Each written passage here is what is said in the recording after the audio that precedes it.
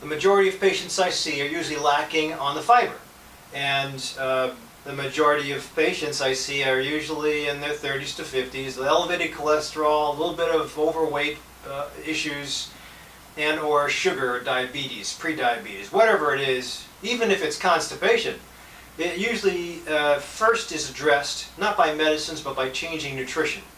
I think there's other things, nutrition, relaxation practice, and exercise are always going to be my big three that I'll try to manipulate or design.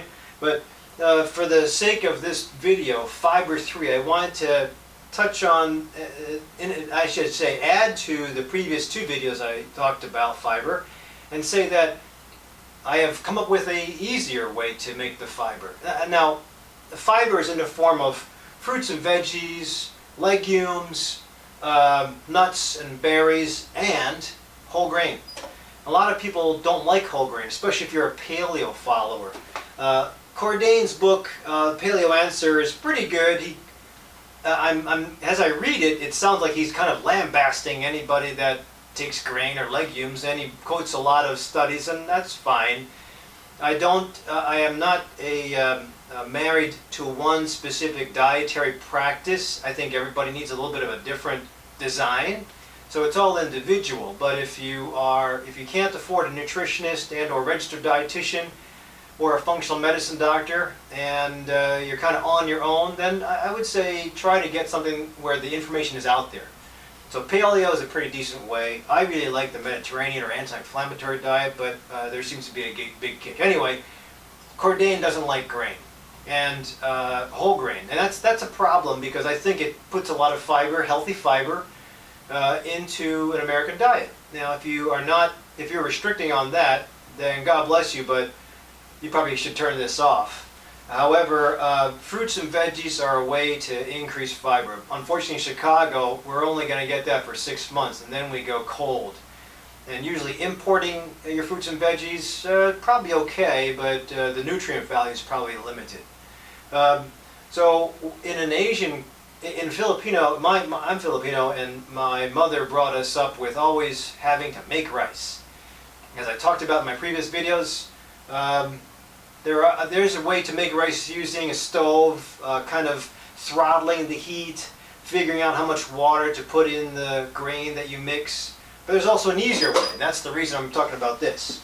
So this is millet. The basket that I had in my Fiber 2 video, it has all the different types of fiber: millet, quinoa, rice, jasmine, and basmati. There's different forms of wheat berry. There's also farro, spelt. There's a whole bunch of different things that you can find at your local Whole Foods, or I think Trader Joe's also has a couple different options, Caputo's. But the idea is to look for it. Now, millet is very small. It's smaller than quinoa. I like the nuttiness, the nutty flavor in millet. So instead of, I'm in my clinic now, and what I want to do is to set it in this thing and then go see patients. You can't do that with a burner, because a stove, you'll burn everything, and as I mentioned in my second video, I've scorched a lot of pans that I haven't told my wife yet. But anyway, the idea is, how can I get this to cook this while I'm doing that? And we're going to go ahead and do it. So this is my, this is about a cup of millet. This is a rice cooker that my wife threw out or got rid of because it wasn't cooking our jasmine rice properly, but I decided to take over. You can buy these things online from, I think, $50 to $100. There's 2 cups, there's 1 cup, some really tiny ones. There's also these gargantuan ones that I've seen in some Filipino parties to take care of feeding the whole block. But all you have to do with this thing is put the stuff in, put the water in, close it tight, and then hit cook, and you're done. It actually will stop cooking on its own, and you can smell the aroma. In my house, when you smell the rice cooking, it sometimes signals that mom's preparing dinner, and it gets the gustatory sensation kind of going. If you want to increase and take advantage of whole grain but not take bread, then you got to be able to make this stuff. Now, if you don't like grain because you're following paleo, you might want to take advantage of the harvest of the season. Fruits and vegetables are always important. Legumes, although legumes aren't part of the paleo concept, Legumes and beans, great sources of protein and fiber. So if you look at some of the literature, Wheat Belly by William Davis, Grain Brain by Perlmutter. Oh, it just clicked, so it's ready. I'll let that sit for a little bit and I'll take it out and show you. But if you look at these works by great authors, they talk about and quote a lot of studies that have shown that grain, whole grain even this healthy type, is not good for you.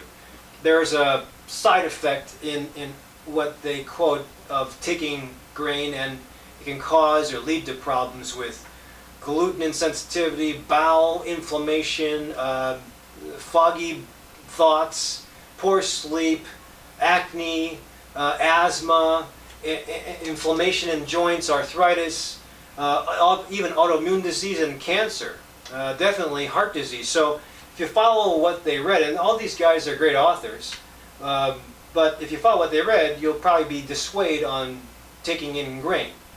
And I just want to give you an idea that a whole grain is good. If you look at the population studies that Buechner came up with in the blue zones, or in Walter Willett analyzed in the Lyon Heart Study, they're following the Mediterranean diet, and how people who followed the Mediterranean diet, or people who lived to 100, they ate grain, they ate legumes, they ate beans. So that decreases, if you look at the Lyon Heart Study, it decreased overall mortality from heart attack, stroke, cancers. In the blue zones, and what Buechner had found that resonated in the 5 areas of the world where people reached 100 years of age or more, they took in grains and legumes and ate meat. Now they also did a couple other things, and they didn't overdo it, and they also didn't have fast food. So great authors. I don't agree that you have to stay away from whole grains for life, or from beans or legumes for life, but I think it's a nice way if you wanted to start a new lifestyle change. It's nice to follow a template, and these templates are the information is great. If you want to just switch over as you have made the proper gains, switch over to a more sustainable practice, or you get tired, and instead of throwing in a towel, you might want to look into the Mediterranean diet or the Blue Zones diet. There's another book by Buechner called Thrive, and I think it helps with kind of giving people the blessing of eating food that's yummy and that gives you satiety, that tells your hormones, I like this and I'm full and I'm okay for now.